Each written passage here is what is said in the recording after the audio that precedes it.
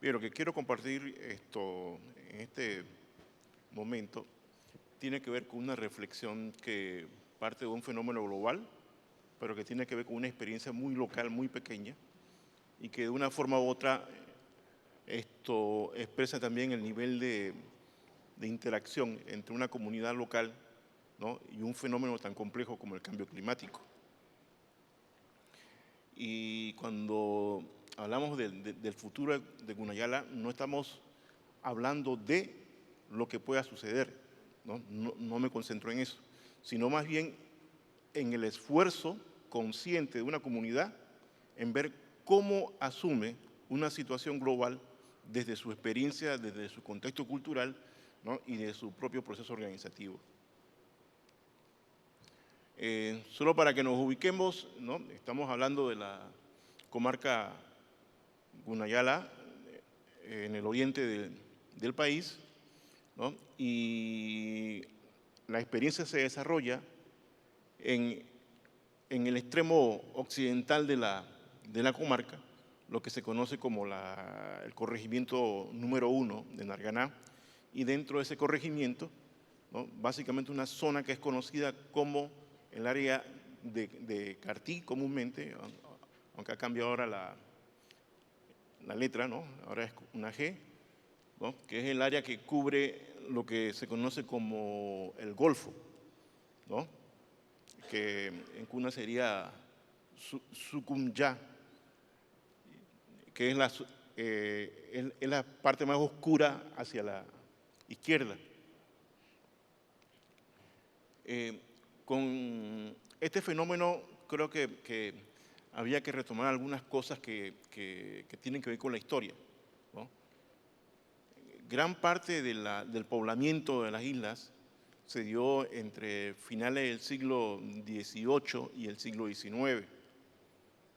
Y tiene que ver mucho con una situación de salud que en la tradición oral se contextualizaba a partir de algunos sitios sagrados por donde se transitaba la población o lugares en donde esto se interpretaba, pues, la presencia de espíritus, pero tiene que ver también mucho con la narración oral, ¿no?, en el contexto global.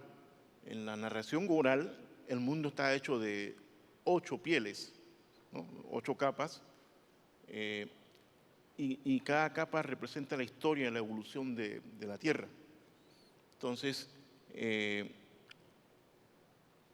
habla mucho de la presencia de esos sitios, ¿no?, en todo el territorio.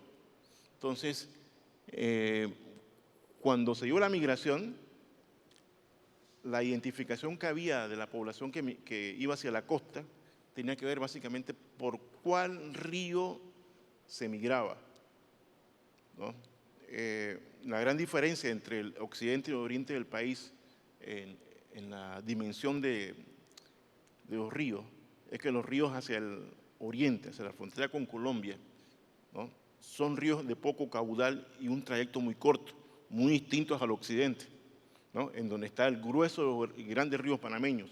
Entonces, cuando se transitaba por ahí, se iba identificando la ruta, y esa bajada por los ríos identificaba a las familias que migraban hacia la costa, ¿no?, a partir del río que habían tomado. Entonces, en un primer poblamiento, las áreas eran ocupadas por familias que se identificaban por qué río habían bajado, ¿no? Y eso es un fenómeno que se dio en toda la costa de Cunayala. La imagen que ven, esta imagen es una postal de los años 30, ¿no? Esta imagen me la regaló un Sonian que estaba yéndose del país y tenía una cantidad de postales impresas en lo que en ese momento era el área del canal, ¿no? Y estas eran las postales que se distribuían, ¿no?, como parte del atractivo turístico. Entonces, esa imagen es la comunidad de Cartí, ¿no?, en esos momentos. Les hablaba de los sitios y de dónde sale el nombre, entonces la localidad que va a tener la experiencia. ¿no? Y tiene que ver con el sitio de la gente de los huesos, ¿no? Eso hace mucha referencia a, digamos, a la atención médica o a los males que podía sufrir la población, ¿no? Entonces, es el río de la gente de los huesos, ¿no?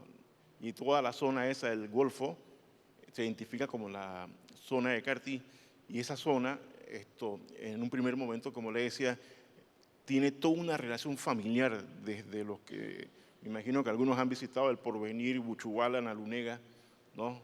Toda esa zona, en su primer momento, fue básicamente de familias que tenían relación y que luego se fueron distribuyendo en todo el Golfo.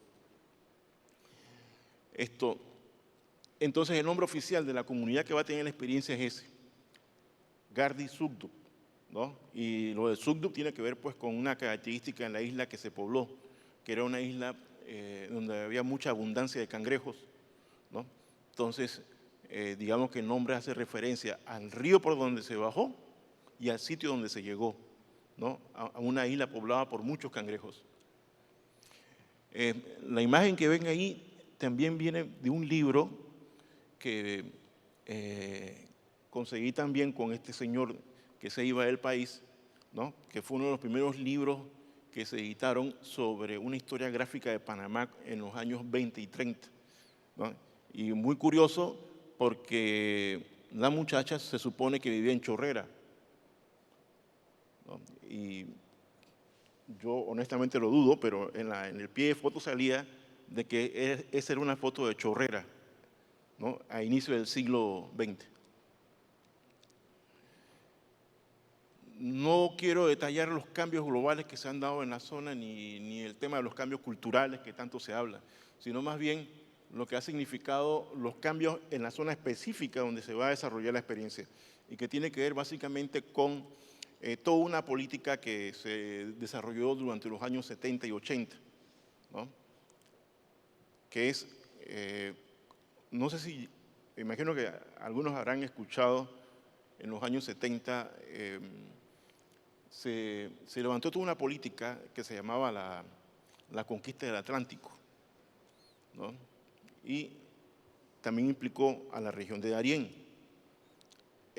Esa política que se impulsó durante los años 70 era la apertura de caminos y carreteras, ¿no? En todas esas zonas en donde todavía no había acceso directo. Dentro de esa política es que nace la carretera que va desde el llano, un poblado cerca de Chepo, hacia la costa. Eso quedó como una ruta de tierra hasta la administración del presidente Martín Torrijos. Para ese periodo, eso se asfaltó. Entonces, el tránsito que antes podía cubrir entre 12 a 8 horas, ahora es de 2 horas y media aproximadamente. Bueno, eso significó todo un proceso de cambio en esa zona, que tiene que ver básicamente con, por algo es que Aeroperlas cerró todos sus servicios a la costa en Cunayala, que fue el impacto que tuvo la carretera cuando se comenzó a transitar ya por vía terrestre. Lo que antes era un aeropuerto se transformó en una terminal terrestre, ¿no? El flujo turístico interno comenzó a cambiar, porque por mucho tiempo era turismo internacional el que llegaba a la costa, y cuando se garantiza la carretera asfaltada, ocurre que el flujo del turismo interno comenzó también a fluir con más fuerza, y eso fue provocando también toda una serie de servicios que antes eran muy locales y que ahora pues, se han transformado en servicios muy masivos, ¿no? Sobre todo lo de las playas en las islas y el servicio de botes, ¿no? Y todos los resultados que implica pues, hacer la logística para la gestión turística. Ese cambio fue fundamental en la percepción de que había que trasladarse, ¿no? No es que haya sido el motivo, pero sí es un elemento que en la decisión interna del traslado ha pesado mucho, porque implicó que si hay una carretera, significa que entonces nosotros podemos sacar provecho de la carretera, de la ruta, Entonces significa que tenemos que trasladarnos de las islas a la zona. El otro cambio que también ha pesado mucho fue el proceso de expansión de las islas. En la medida en que las familias iban ampliándose, la única forma de ampliación de las comunidades era robando, ¿no?, todos los materiales de los corales. Entonces, por muchos años, eso fue un elemento básico en la ampliación, ¿no? 10 metros, 15 metros, eso era coral muerto que era esparcido por todas las casas, ¿no? Y se iban entonces creando otras unidades familiares. Llega un momento en el que, por motivos ya del mismo proceso del cambio climático, de todos los fenómenos que ha implicado, ¿no?, ese proceso comienza a deteriorarse, porque el mar comienza a recuperar, ¿no?, con su fuerza, pues, todo lo que se había ampliado en algunas comunidades. Entonces también la comunidad decide, bueno, ya no podemos seguir ampliando la comunidad porque el mar en un momento llega y sigue recuperando, ¿no? Y tendríamos que volver nuevamente a recoger más corales y a impactar sobre esta área que es muy amplia en Cunayala. Esta es una recreación de la ruta de entrada, ¿no?, y una división sobre el uso del territorio, una diferencia entre la costa y el área de la cordillera, ¿no? La carretera aproximadamente tiene una longitud de entre 35 a 40 kilómetros y eso es lo que ha permitido también, pues, que la comunidad, pues, piense en la forma de ocupar, ¿no?, el nuevo asentamiento. Esto era lo que le estaba comentando sobre cómo es que el cambio también va creando situaciones nuevas. Y una de las cosas que pesa mucho en toda esta reflexión sobre el cambio climático y su impacto entre la población tiene que ver con posiciones muy divergentes en algunos momentos, ¿no? Algunos piensan que el discurso del cambio más bien es un discurso que intenta justificar, ¿no?, la salida de la población de las islas hacia la costa, ¿no?, bajo la sospecha de que puede haber otro uso distinto de otra gente que no sean de la población cuna, ¿no? Entonces, hay posturas que prefieren, ¿no?, decir, nos quedamos a pesar de que ocurra lo que venga, porque al final, si nos vamos, las islas quedarían en manos de otra gente, que no somos nosotros, ¿no? Hay otra postura que está la carretera, el mar está sometiendo a las islas, entonces creo que lo más conveniente es trasladarnos. Entonces, esa es una discusión interna que hay, toda una percepción sobre, bueno, ¿será cierto esto o esto es una justificación para sencillamente despojarnos de lo que hemos tenido todo este tiempo? El otro elemento muy importante es el tema de la tierra y que tiene que ver básicamente con quiénes pueden tener derecho al traslado y la ocupación, ¿no? Eso es todavía toda una discusión interna, una discusión sobre las diferencias. Hay una percepción común que piensa que la propiedad de la tierra dentro de las comarcas indígenas, ¿no?, es monolítica. Y lo que hay es toda una diferenciación entre todas las comarcas a nivel nacional muy diversa, ¿no? En Cunayala solamente hay, digamos, el siguiente tipo de propiedad. La que tiene control el Congreso General, que es la cordillera, que se concibe como tierra de toda la comunidad. La propiedad comunal, la que las autoridades locales de cada comunidad tienen acceso y es propiedad de la comunidad y no del Congreso General. La propiedad familiar, que son controladas por las unidades familias que la han ocupado. La individual, que es la que más está quedando reducida, porque antes se hablaba mucho de que la individual se distribuyó o se lograba según la capacidad de cada persona, ¿no? Si una persona podía alejarse más de la costa por cuenta propia, hacer todo su esfuerzo y ocupar tierra, si llegabas ahí y no había propiedad, era propiedad individual. Y una propiedad que tiene que ver con las organizaciones de producción o las cooperativas. Entonces, esas son las diferencias internas que hay sobre quién, ¿no?, es propietario, ¿no?, y qué uso se le da. Bueno, en este caso, la comunidad tenía propiedad comunal. Y esa propiedad comunal es la que la comunidad decide que entonces va a ser el nuevo asentamiento, ¿no?, debido a todo lo que estamos conversando de la decisión de trasladarse a raíz de toda la situación que se ha dado. Eso implica entonces que la comunidad comienza a tratar de ver de qué manera hay que organizarse para lograr el nuevo asentamiento. La foto que ven es la tierra comunal que ya ha sido preparada para la ocupación, ¿no? Son dos globos grandes en el que prácticamente ya está la distribución, no la distribución, sino que ya está, vamos a decir, la tierra nivelada para que sea ocupada por la nueva población que va a llegar. Bien,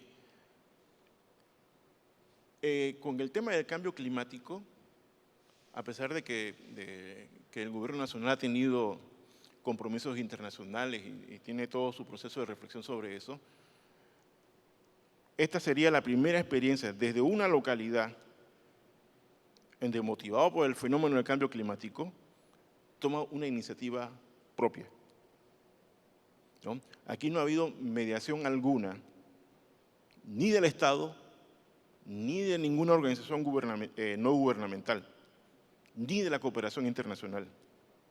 O sea, este es un esfuerzo interno de la comunidad que decidió de que frente a esto mejor nos trasladamos y vemos cómo nos vamos a organizar. Entonces, gran parte de toda la reflexión en estos momentos es cómo va a ser la ocupación, ¿no? Hay reglamentos de ocupación, de procedimientos administrativos de cómo va a ser la ocupación, ¿no? Le comento algunos.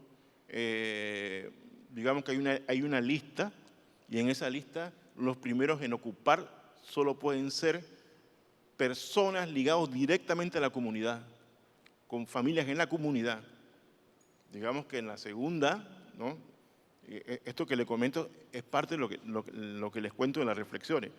La segunda ocupación o las segundas personas que pueden ocupar, ¿no?, son personas migrantes en la ciudad de Panamá o Colón, ¿no?, pero que tienen su familia en la comunidad. La tercera ocupación, digamos, son las personas que, hombre o mujer, está casado, son de otro poblado, pero que están casados en la comunidad y se les reconoce por su relación, ¿no?, con la familia el derecho. Y digamos que luego hay la posibilidad de que otras personas que no son de la comunidad, que van a tener la experiencia, puedan solicitar acceso para ocupar la tierra, ¿no? Esto todavía no está afinado, sino que es parte de las discusiones que se han dado. Ni siquiera hay un criterio en estos momentos definido de cómo va a ser la distribución. Se está hablando de 400 metros cuadrados, ¿no?, por familia. Pero hay reflexiones. Algunos hablan, bueno, hagamos lo siguiente, tal cual como está distribuida las casas y la ocupación de la isla, así mismo se va a reproducir el nuevo asentamiento, ¿no? Eso es lo que piensan algunos. Otros dicen, no, va a ser por bloque familiar, ¿no? Vamos a hacer la lista y cada familia va a ocupar, ¿no?, los lotes. Hay algunos que piensan que debería ser más libre y que debe ser una especie digamos, de lotería, ¿no? Vamos al sorteo y vamos a ordenar los lotes y quien saque la numeración correspondiente ocupa el lote. Por eso le digo, no está definido la manera como se va a ocupar, pero eso es parte de toda la reflexión que se está dando internamente en la comunidad para ocupar el lote. Bueno, aquí básicamente algunas cosas que han salido pues del esfuerzo de la comunidad, en las reuniones, en el Congreso local y en el acompañamiento que han tenido con los propios profesionales de la comunidad, ¿no? Hay cosas inevitables y frente a eso estamos planteándonos cumplir con una serie de procedimientos. Pues volvemos a las divergencias que tienen que ver con contextos culturales. Hay un sector de la comunidad que dice, miren, nos vamos a ver, cuando bajamos por los ríos, llegamos a la costa y ocupamos la isla, lo hicimos a la manera nuestra y estamos aquí vivos todavía sin ningún problema, ¿no? Entonces, cuando le planteamos la necesidad de tener que definir unos pasos previos, ese es el argumento. Entonces, ¿por qué tenemos que hacer tantos estudios? ¿Por qué tenemos que esperar tanto?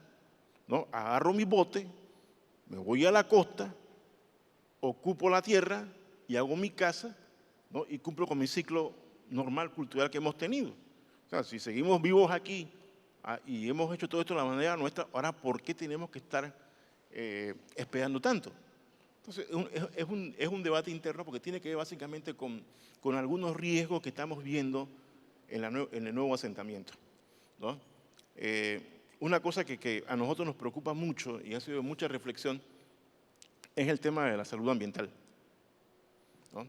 Uno de los motivos por el cual se bajó por los ríos hacia la costa y luego hubo traslado a las islas fue el tema de los vectores, de los insectos, ¿no? Entonces, cuando estamos en la discusión, ¿no? Si nosotros nos venimos desde el Darién, motivados por un problema de salud, ocupamos las islas, o sea, volver a la costa y ocupar entonces la tierra que corresponde implica tener riesgo de salud.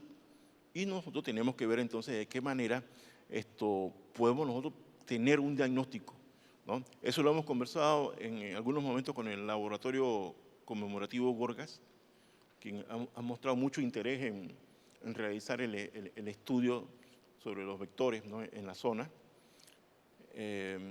Está el tema también de cambio y salud, ¿no? Miren, uno de los problemas que ha traído, digamos, el acceso a los servicios de salud ha sido identificar cosas como el manejo de la basura,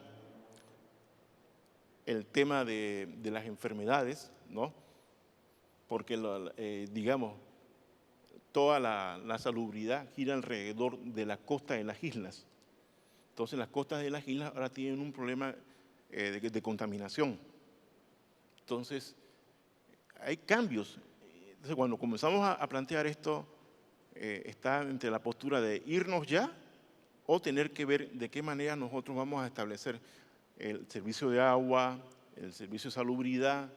Entonces también eso es parte de la preocupación que hay y para todo esto pues tenemos que estar pensando mucho en los pasos previos que tenemos que hacer para crear el nuevo asentamiento, ¿no? Y eso es lo que trae la divergencia entre la postura del traslado ya, ¿no? Y el traslado lento, pausado, ¿no? Cumpliendo con algunos pasos previos. El otro tema es el uso del espacio y el diseño de la infraestructura comunal. Hay una reflexión interna sobre esto. No queremos ser ni un municipio y no queremos tener pinta de alcaldía, ¿no? Entonces, el espacio comunal tiene que estar definido por los criterios tal cual como nosotros lo hemos administrado. Y tiene que ver, pues, con la existencia del Congreso local, ¿no? y de la estructura interna de los servicios comunales. Entonces, cuando en un primer momento se hizo el diseño, pero comenzaban a preguntar, ¿y dónde está el Congreso local? ¿Dónde están las oficinas de los servicios comunales internos nuestros? ¿No? O sea, nos negamos a tener una alcaldía como tal, porque nunca hemos funcionado de esa manera. Entonces, ahí comenzamos una reflexión sobre el uso del espacio, ¿no? Y cuál iba a ser el diseño a la manera de la estructura de poder interna que tenemos nosotros. El otro elemento que nosotros hemos pensado también es que esta sería la primera experiencia, pero el proceso no se detiene ahí, porque ya hay otras comunidades que también están planteándose el mismo proceso. Entonces, queremos también ver la manera de cómo la experiencia que se pueda desarrollar puede permitir que otras comunidades entonces también tengan ya criterios elaborados de cómo puede ser el traslado hacia la costa, ¿no? Entonces, estamos en este proceso y también tiene que ver mucho con la reflexión interna de sensibilizar a los dirigentes de las comunidades sobre la forma de cumplir con la meta esta de crear los nuevos asentamientos, ¿no? Y hay un proceso, el proceso es lento por lo de las consultas, ¿no? A veces muchos profesionales comentan, ¿no?, que es que es demasiado tiempo, deberían tomar las decisiones de manera jerárquica, ¿no?, para poder cumplir con los pasos y todos los tiempos que involucra eso. Pero los que han tenido una experiencia de trabajo con las zonas de las comarcas en el país, saben muy bien que ese mecanismo no es tan fácil, ¿no? Si algo diferencia las decisiones en las comarcas indígenas, ¿no?, es que son decisiones sumamente democráticas y consensuadas. Es la única forma de que eso funcione. Si no son consensuadas y no son debatidas ni discutidas, no funciona, ¿no? Y eso es un proceso muy propio y a veces dentro de la lógica de la administración pública, ¿no?, se piensa que la decisión la hace el que está en el despacho superior y entonces él decidió y manda a algún funcionario a que se cumpla con la decisión, ¿no? Y ese tipo de relación entre la administración pública en las regiones, sencillamente, pues, hay ejemplos concretos en qué resulta, ¿no?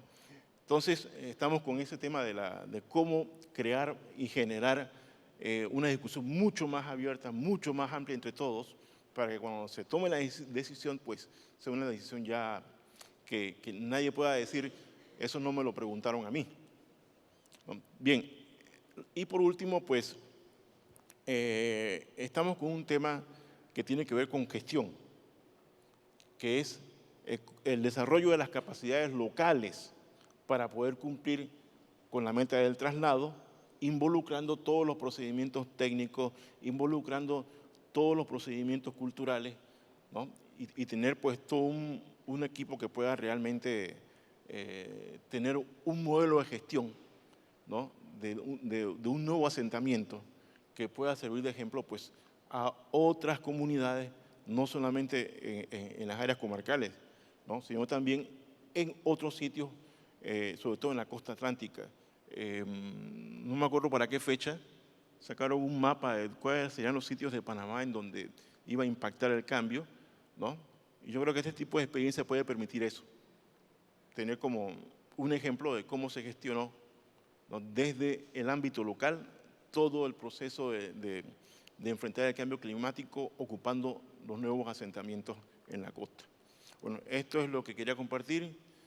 Gracias por su atención. Y esa foto tiene que ver con las sesiones internas de discusiones, ¿no? Y esto es en el Congreso Local de la comunidad y lo que tiene en la mano la persona es el plano, ¿no?, que hizo el MIBI para la ocupación del nuevo asentamiento.